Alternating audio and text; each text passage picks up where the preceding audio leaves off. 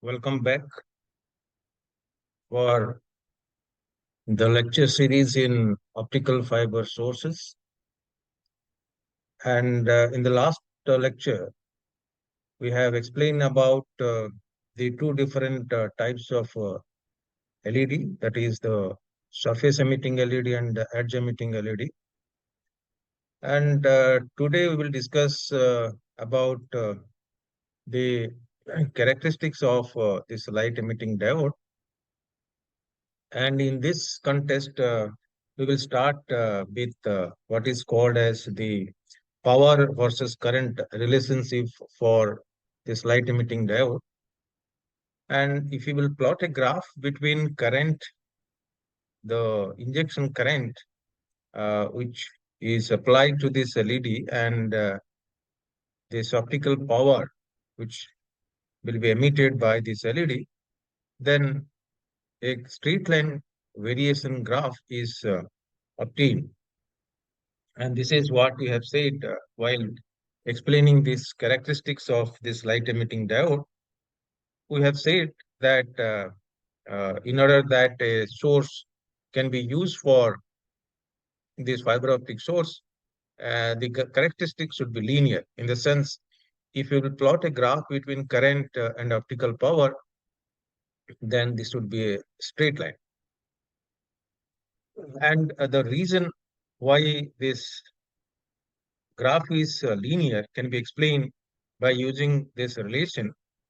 This relation is the relation between the power and this, this is actually the quantum efficiency, and this N, which is mentioned here, is current divided by charge, electronic charge, and EZ is this band gap.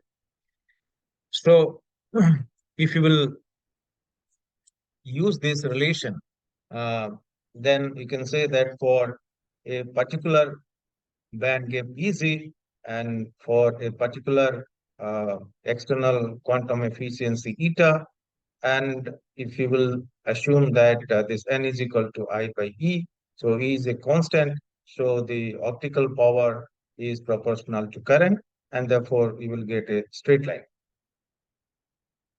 Then the question is how this relation is obtained, how we can write that the power which is emitted from this LED can be expressed as this eta into N into EZ.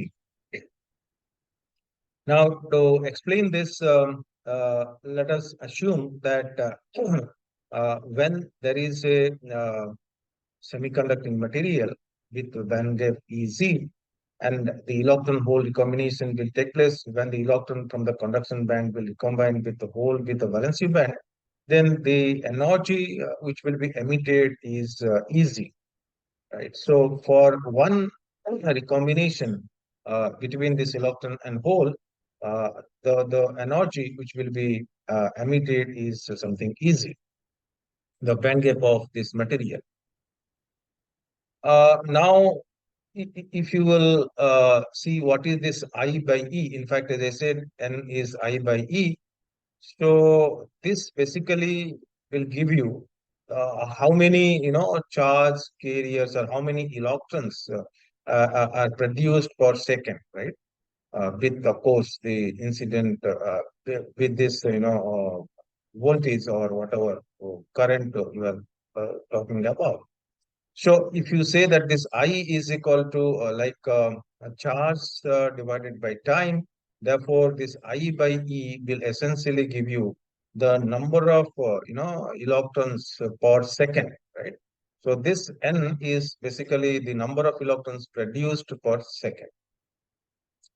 So if you have this N, which represents the number of electrons produced per second, therefore this N number of electrons will recombine with the holes to produce N number of electron hole recombination, and this N number of electron hole recombination will produce energy per second, which is N into Eg. So N into Eg basically will give you the energy which is emitted due to the recombination of N number of electrons and holes, right?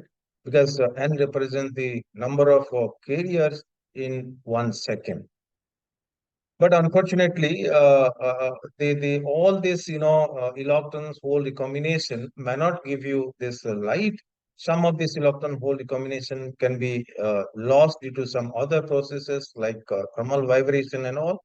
And therefore, out of this n, there will be, some number which will be only responsible for this electron hole recognition, which will get light.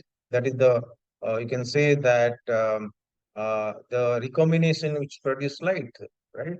So in that case, how will you know how many, number of charge carriers or how many electron hole will recombine to produce light? Then in that case, you have to multiply this with a fraction eta, which is called as the quantum efficiency. So this eta is basically a ratio between the number of radiative recombination divided by the number of radiative plus non-radiative recombination. So therefore, if you multiply this eta with n, this essentially will give you how many electron hole recombination will produce light, and therefore when you will multiply this eta into n into Ez, then this will give you what is the amount of energy which is emitted per second, which is nothing but this optical power. So this is how we have obtained this relation.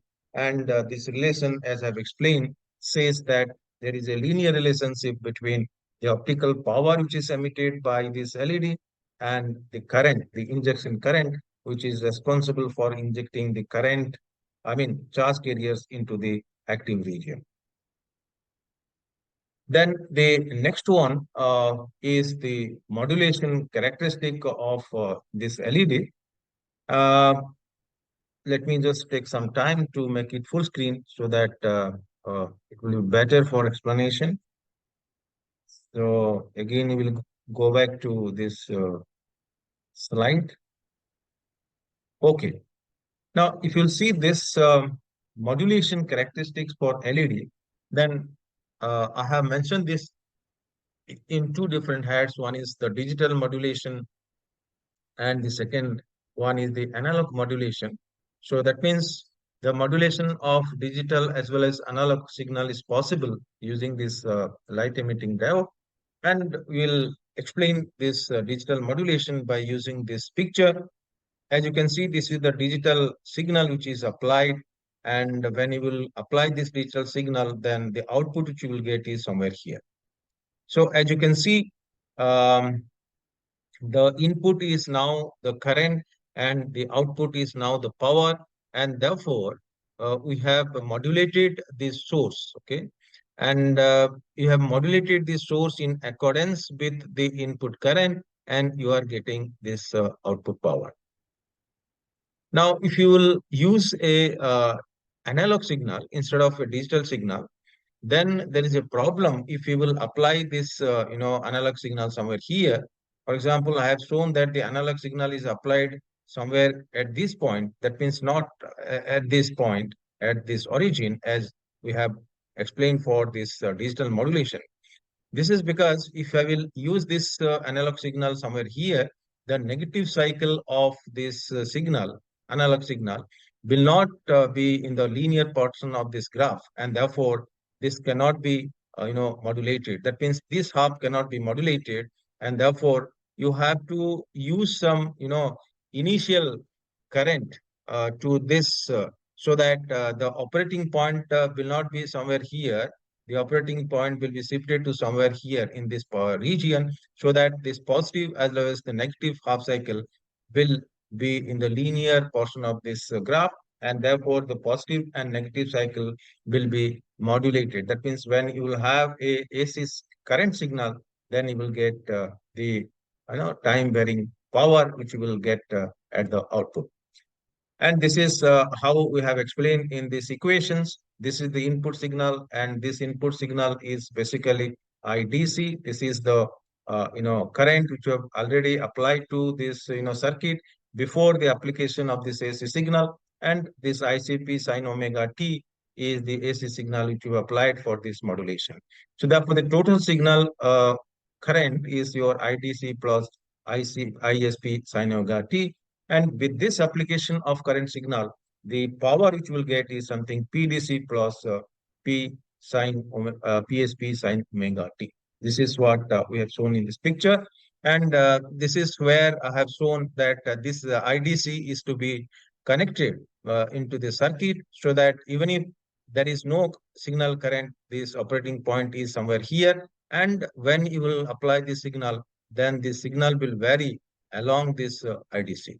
So this is how we have explained the digital modulation and analog modulation for this light emitting diode. Another important property which we have to discuss and understand clearly is this modulation bandwidth for this light emitting diode. For this, we have to understand how this, optical power, which is emitted by this LED, changes with the frequency. So, what I mean is, see, if you have a source, then I said that the source can be modulated, and the source can be modulated in the sense I can use this source I can use the source for a particular value of frequency. Okay, then the question is, can the source be modulated for all possible values of frequency of the source? To understand this, let us try to understand this variation which is written here.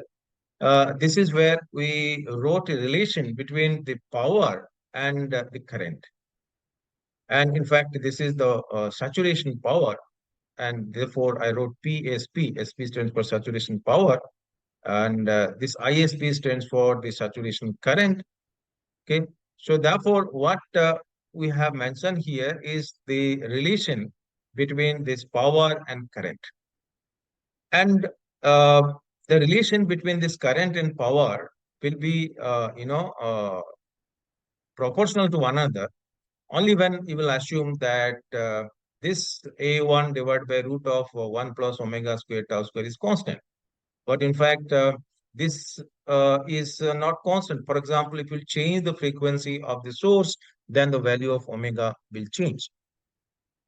So therefore, what we have done here is we have tried to see uh, for what values of this omega, this ratio between this P and I is a constant. So if you write this equation like P divided PSP divided by ISP, right? So this will be A1 divided by root over of 1 plus omega square tau square. And this PSP by ISP is now a function of omega. So therefore, or omega tau. So therefore, when you will plot a graph between omega tau along x-axis and PSP by ISP along y-axis, then the graph looks like this. Now, as you can see, when this omega is 0, then this is something PSP by ISP, and this is something A1. In fact, in this graph, what we have plotted is PSP by A1 ISP, so that when you will put omega is equal to 0 or omega tau is equal to 0, this value becomes 1, right? But when you will slightly increase this value of omega tau, then you will see that after some time, the value of PSP by A1 ISP starts decreasing. Now, the question is, as I have asked before, for what possible frequency I can use this source as a modulator. Now, as you can see here, there is a decrease in the value of PSP by A1 ISP, and the decrease of this value is manageable if it decreases up to a zero point 0.7 value. That means, in other words, I can say that the value of PSP by ISP is almost remaining constant if the frequency is up to this. And this is actually the value of omega tau is equal to 1. So when the value of omega tau is equal to 1, this will be 1 by root 2, and therefore this will be 0.7. That means when this value of PSP by A1 ISP is reaching up to 0.7, then we say that this ratio is almost constant. That means PSP is almost proportional to ISP.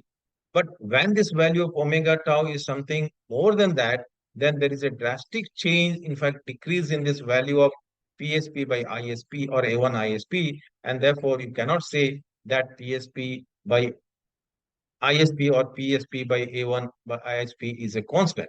So if PSP by A1 ISP or PSP by ISP is not a constant, in fact, A1 is a constant, then you cannot use the source as a modulator because now the relation between PSP and ISP is not linear.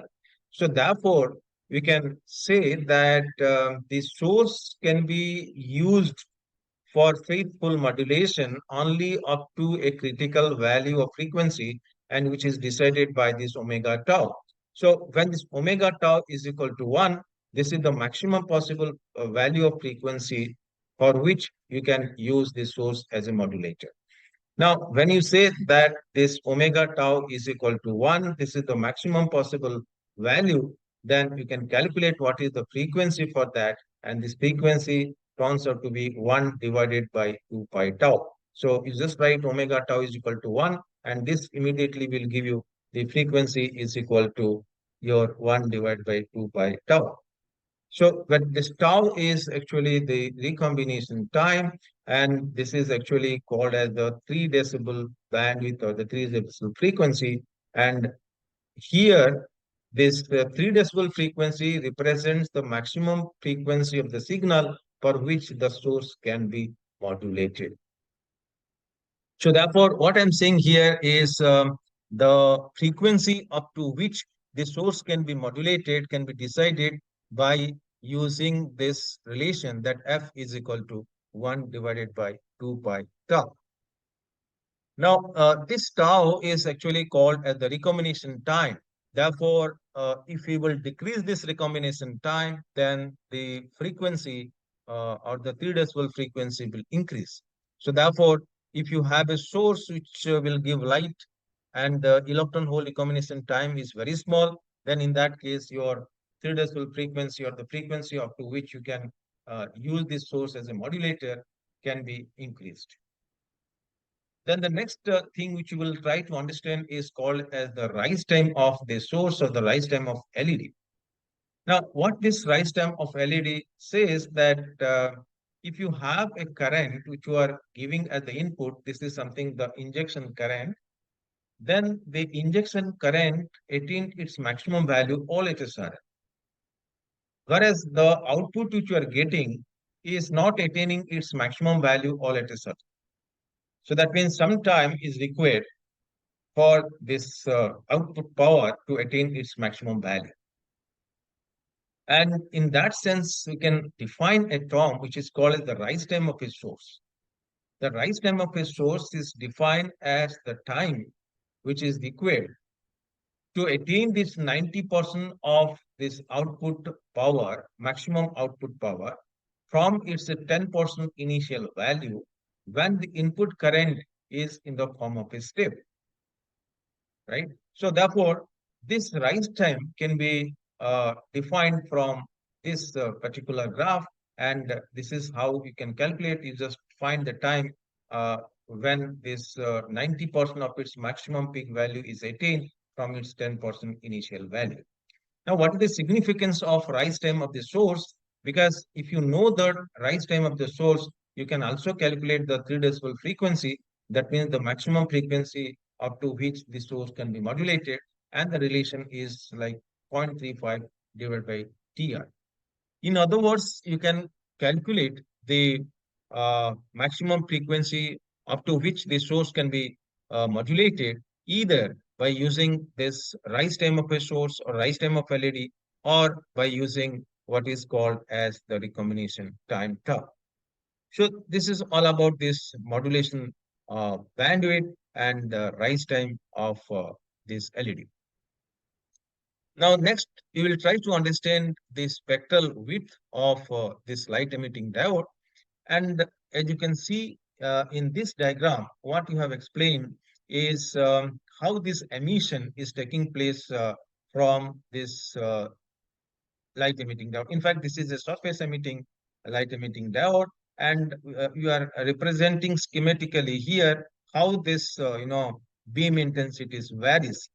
If you will see, this is the zero is the normal direction of this emission, and we go away either from in this right or towards the left, then the angle gradually increases 10 degree, 20, 30 like this, and at this point the angle is 90 degree, and at this point this angle is minus 90 degree. And if the variation of intensity follows like a distribution, which I have shown here, then this is in fact called as the Lambrechian radiation pattern.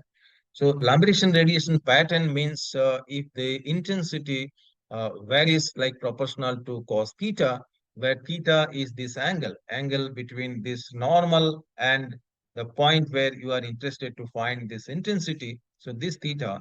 So when you say that this is proportional to cos theta, then when theta becomes 90, this intensity becomes zero. Similarly, when this becomes minus 90, the intensity becomes zero, right? So this is how you can explain this variation of this the radiation or the intensity which is emitted from this light emitting diode. And another thing which you can understand also here is the angle where this intensity becomes half of its maximum value. If you say the intensity is maximum here, when you will take an angle equals 60 degree this side or 60 degree that side, then here this intensity becomes half, the power becomes half of this maximum power.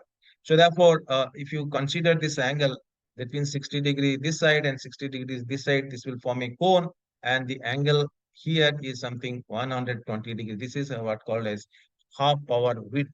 The half power width for this particular radiation pattern is 120 degrees. Particularly, the Lambrechian radiation pattern is 120 degrees.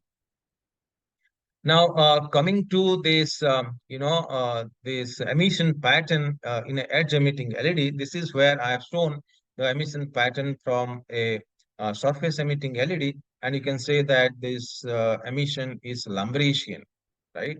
The the variation which is taking place from in the beam intensity is something like Lambrechian radiation pattern. But if you will go to an edge emitting LED, unlike this surface emitting LED, the variation of intensity is different in different plane. Now, when you talk about the different plane, then we mean that there is a plane which is called as parallel plane, which is parallel to the edge of this LED, and another plane will be perpendicular to the edge of this LED. So one plane is called as the parallel plane, another plane is called as the perpendicular plane.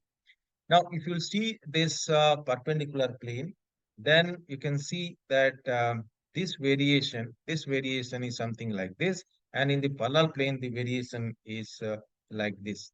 So there is a little change in the radiation pattern in the perpendicular plane and parallel plane. Now, as you can see, the radiation here, the half, power width is somewhere 30 degree here, and of course here this is 120 degree, which is something similar to this surface emitting diode. So in summary, you can say that uh, there is a difference in the radiation pattern from the edge emitting LED and surface emitting LED. And if you see the radiation pattern in edge emitting LED, then you can say that the radiation pattern is something narrower in case of perpendicular plane compared to this parallel plane. So this is all about the radiation pattern or the emission pattern from the surface emitting LED and the edge emitting LED. And this is something about packaging, how we can package this LED or how this LED is mounted. So I will not go to this in detail, but for your knowledge, I can say that uh, to safeguard this LED or this double heterosexual PN junction, you have to give some protection to that, and this is how this LED is protected, and this is actually called as the LED mounting. Okay. All right. So this is all about this LED, and now we come to an end for this LED, and we will conclude this by mentioning some of the drawbacks of LED. And as you can see, there are some drawbacks associated with this light emitting diode, like large line width. That means the line width is something 30 to 40 nanometer. Large beam width, that means the coupling between this fiber and the source is very poor. Low output power, that means the power which is emitted by this LED is less.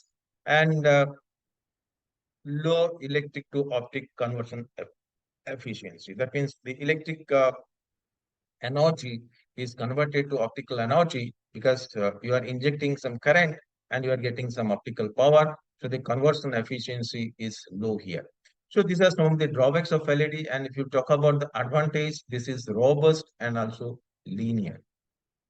So to get rid of this disadvantages, drawbacks of this LED, we will come up with this, laser diode, as you have mentioned before, that the laser diode is also another fiber optic source, and this laser diode can be used to get rid of these drawbacks which were mentioned here. So let us try to understand how this laser diode is different from this laser, LED, and what are the plus point which you will get if you use a laser diode. So if you will ask me about uh, this ledger, this ledger basically stands for the light amplification by stimulated emission of radiation. And the stimulated emission process we have talked uh, in the last lecture, that the stimulated emission is a process where you will get a bunch of highly coherent photons or light, right? And as I said, if you can increase this number of photons or stimulated emitted photons, you will get a highly coherent beam of light, which is nothing but this laser. So if you will see this slide, I wrote some points. For example, the laser will have some narrow beam width, narrow line width, high output power. In fact, these are the drawbacks which I have mentioned for this LED. So if you want a narrow beam width and if you want a narrow line width and also high output power, then you have to use a laser diode. So that means to get rid of these disadvantages, the demerits which I mentioned for LED, you have to use a laser diode. Then the question is how this is possible in a laser diode. Now, I have explained this principle of spontaneous emission and stimulated emission. We will not again repeat those here. So we will directly go to the situation where you are amplifying this number of stimulated emitted photons. Now, the question is how you can, uh, you know, increase the number of stimulated emitted photons.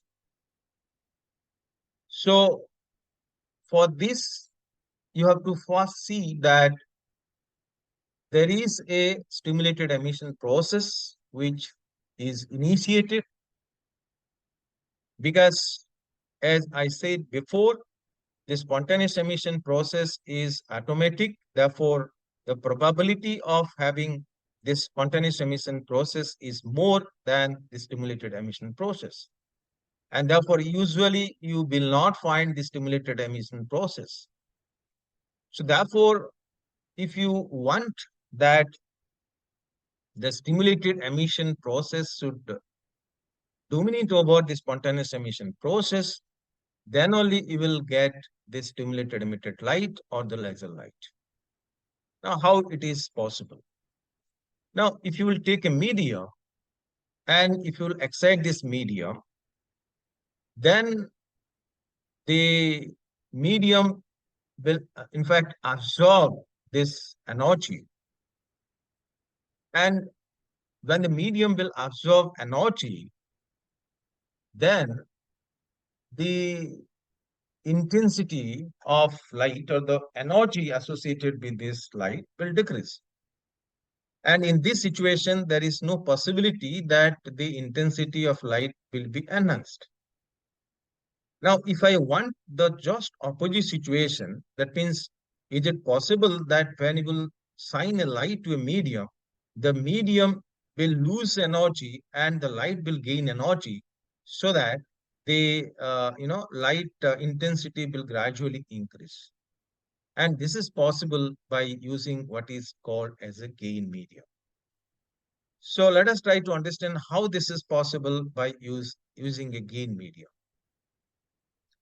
Now, to understand this, let me take the help of this atomic system, or you can say the lasers which are based on these gases or liquids. These are the atomic system lasers.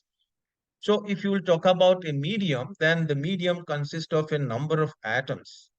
And atom means you will have a ground state and you will have an excited state.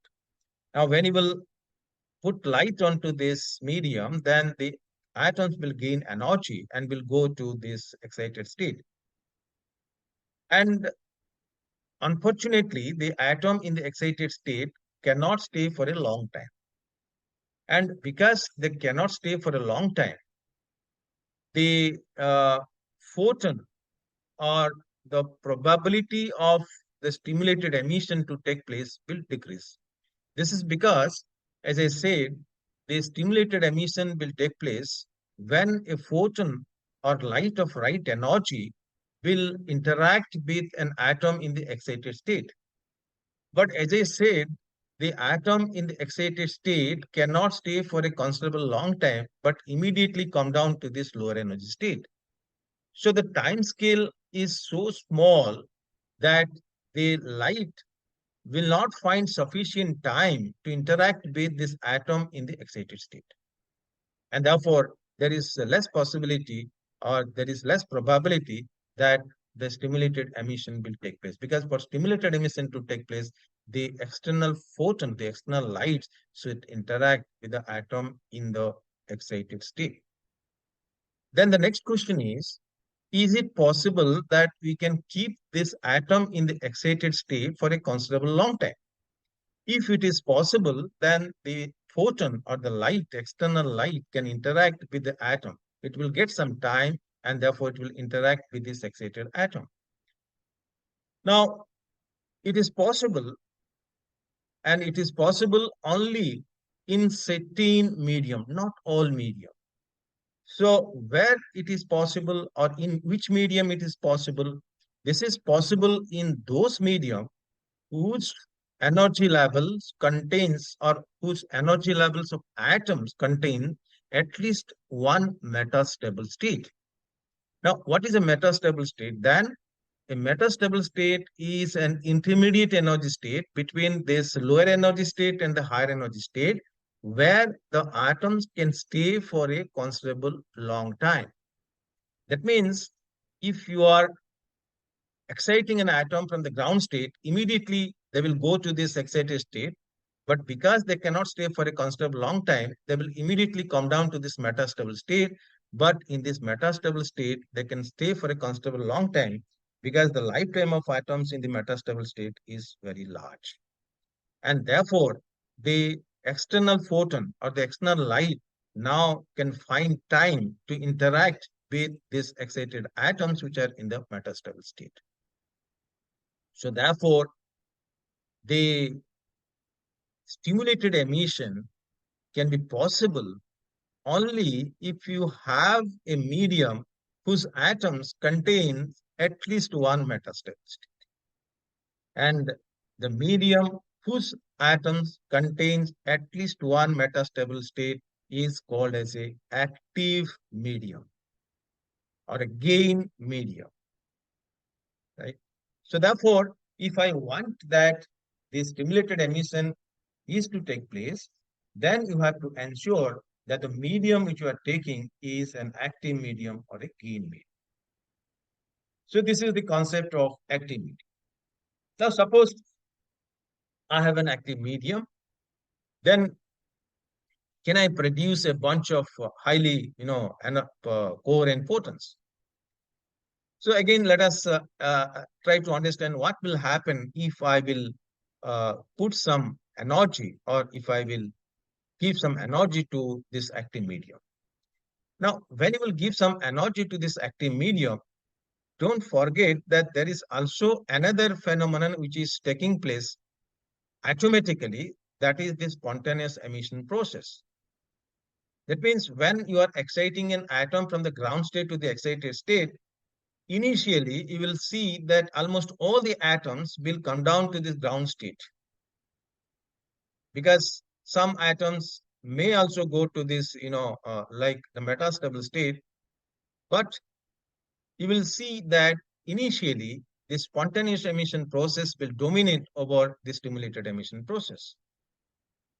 Because as I said, maybe one atom is coming to this metastable state, but the stimulated emission will take place only when the atom in the excited state will interact with a right photon or right energy of light. Now, from where this energy will come? Or in other words, from where you will get the right photon which will initiate the first stimulated emission process? The answer is the light or the photon which you will get to initiate the first stimulated emission process is due to a spontaneous emission process.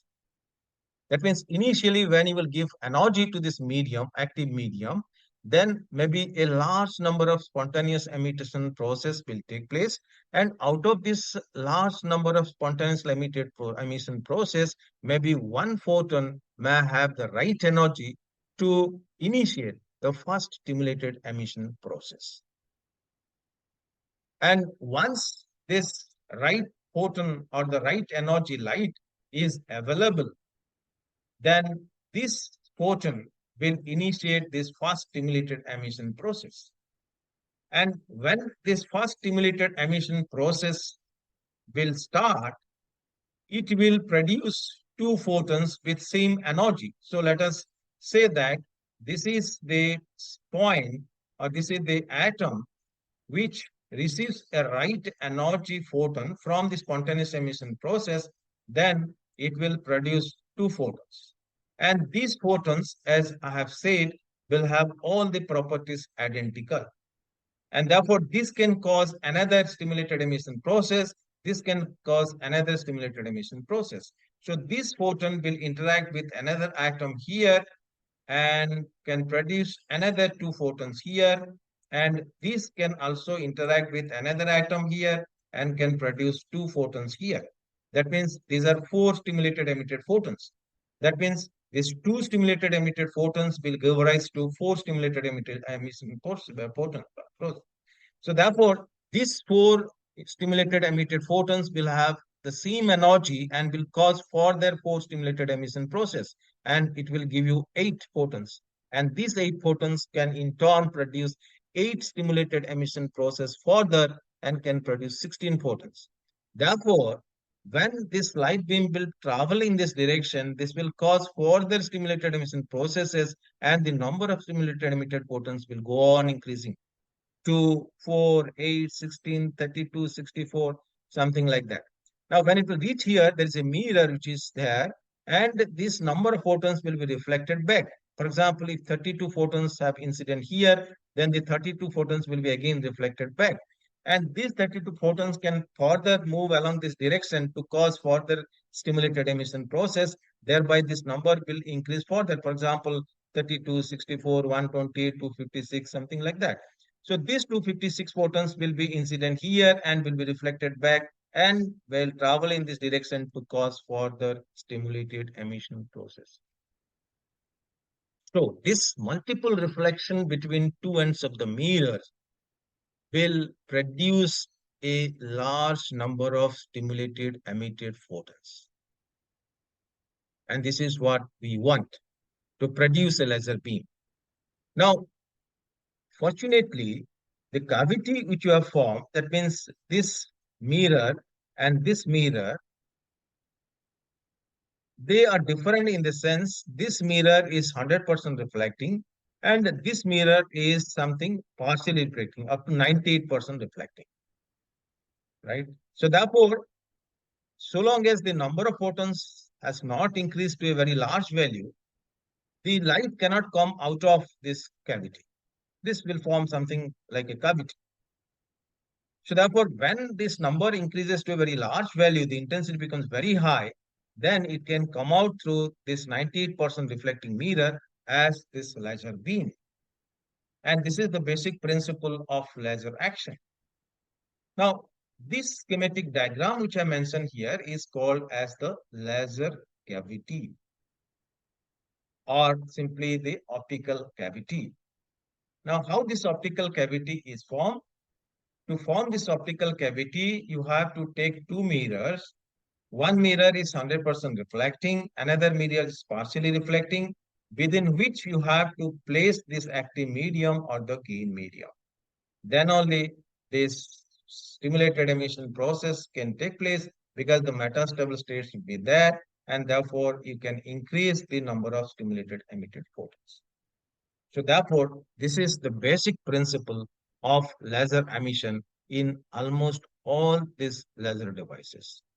Even if we will talk about femtosecond laser and attosecond laser, the basic principle remains the same. Okay. So this is what I have already said, that you have to take a optical cavity which consists of two mirrors within which this active medium is placed, and one mirror should be 100% reflecting and another mirror is slightly less than 100% reflecting. And this is what I have already explained, that how this laser action is possible when you will excite this medium by some external energy source. So then the emission which you will get out of this cavity can be explained by these different diagrams which are mentioned here. In fact, this diagram says how this gain inside this cavity is related to these frequencies. Now, these cavity, as you know, will produce a large number of frequency.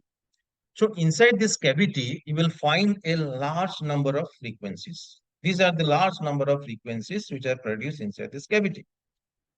But this different frequency will have different gains. For example, this frequency will have maximum gain, this frequency will have slightly less gain, this frequency is still less gain, something like that. So therefore, when this light will come out, then this output will be something like this, because this frequency will attain maximum gain, so you will get maximum amplitude here, and this frequency will get less gain, so you will get less amplitude here.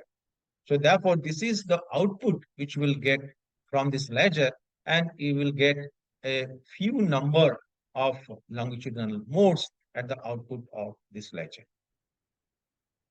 Now, coming to this semiconductor ledger, which you are interested in now. So let us try to understand what will happen in case of semiconductor ledger, and how this optical cavity is formed, and how this laser action is realized in case of a semiconductor ledger.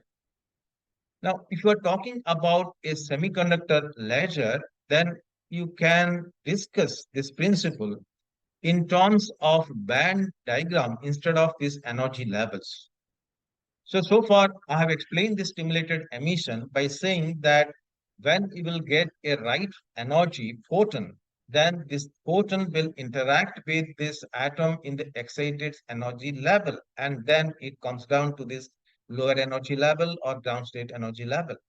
So I'm seeing level in the sense this is a atomic or molecular ledger. But when you talk about a semiconductor, you might be knowing that there is no question of energy level. Now, energy level will be converted to energy bands. So therefore, there is no more transition of atoms between energy levels. Rather, there is a transition of electrons from the conduction band to this valency band, right? Or valency band to this conduction band. So therefore, when you will shine light to a semiconducting material, then what will happen is there will be an excitation of electron from the valency band to this conduction band. Now, if we will supply some amount of energy to the electron in the conduction band, then this electron may go to another higher energy band, but sometime similar to the stimulated emission which is taking place in an atomic system, here if the energy of the external photon happens to be same as the energy of the electron which is in the conduction band, then the electron will come down to this valency band by emitting some photon along with this incident photon which initiated this stimulated emission process or which triggers this electron to come down to this lower energy state or the valency band. So this is how we will define the stimulated emission in case of a semiconductor. So now the question is, if you have a semiconducting material, what is this active region or active medium? So I have already mentioned that in the double heterostructure there is an active region. So the active region in the double heterostructure now will act as the active medium, which is essential for this laser action. Then the next question is how we will take this electrons, because as I said, if you want stimulated emission, then the electrons should be in the excited state, but in this case, this conduction band.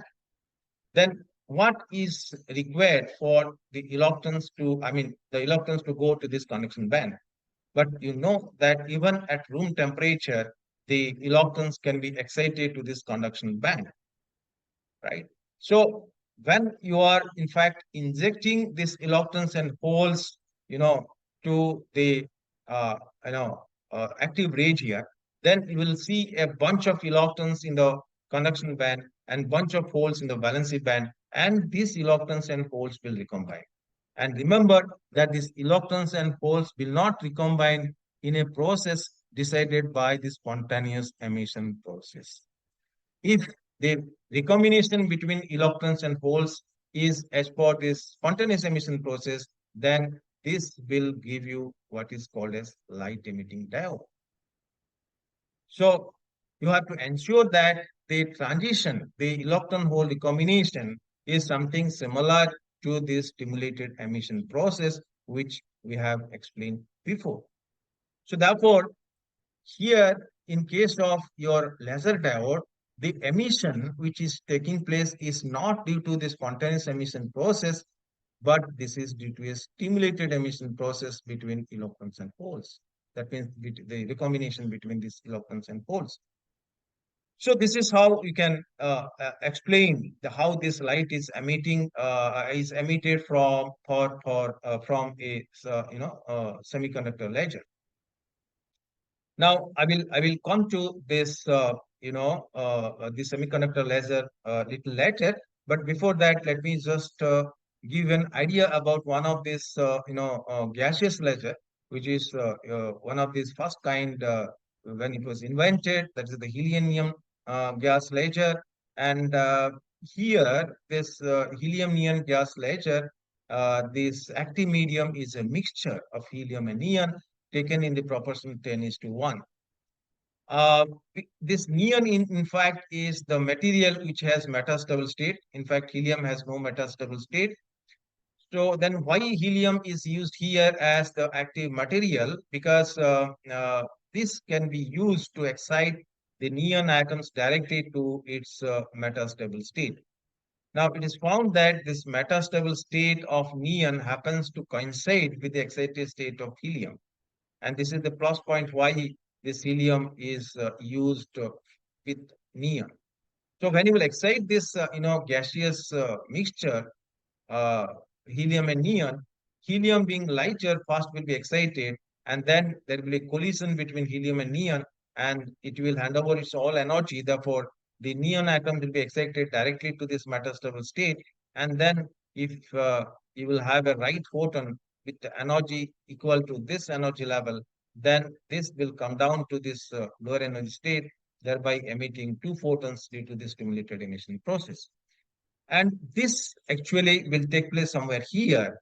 So when you will take this helium neon gas, and if you will supply energy with this electrical pumping, okay, then there is excitation. Then you will see that all this, atoms will be, in the excited state. Then they will actually give some emission due to spontaneous emission process. And then you will find that out of a large number of spontaneous emission process, you will get large number of spontaneously emitted photons. Out of this, one photon will have the right energy to cause the first stimulated emission process. And when this first stimulated emission process will take place, then it will cause further stimulated emission process. Then the number of photons will increase due to the multiple reflection between two ends of the mirror. And finally, when this number becomes very large, it will come out here. So this is the basic principle which I have already mentioned, and the wavelength of the emission for this type of laser is somewhat 0.633 micrometer. That means it corresponds to a red color, right? So this is one of this gaseous laser where you have explained this working principle. Now, this actually is this semiconductor laser which we are interested in, the laser diode which we are talking about. Now, see here we have already this active medium. The active region is the active medium, but what you want is this optical cavity. So what you will do here is the z-axis which I have explained is coated. For example, this region and the back region, they are coated and they form mirror, so that one edge will act as 100% reflecting mirror and another edge will act as 98% reflecting mirror. And therefore, when the stimulated emission related to this band gap will take place here, then you will get stimulated emitted photons, and the stimulated emitted photons will travel back and forth between these two ends of the mirror. And finally, when this energy or the number of stimulated emitted photons become large, it will penetrate through this, partially reflecting mirror, and you will get this laser light here. So this is how this laser light is produced in case of your laser diode. So this is again a edge emitting LED. This is something similar to a edge emitting LED, but what we have done is we have made this active region of this edge emitting LED as small as possible, and then we have coated the two ends, I mean two edges of this LED, so that it will change to a semiconductor laser, right?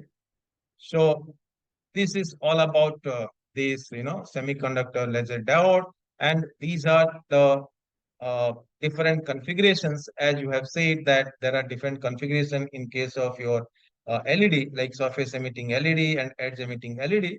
Similarly, here you have some gain guided laser diode and index guided laser diode, but the basic principle remains the same.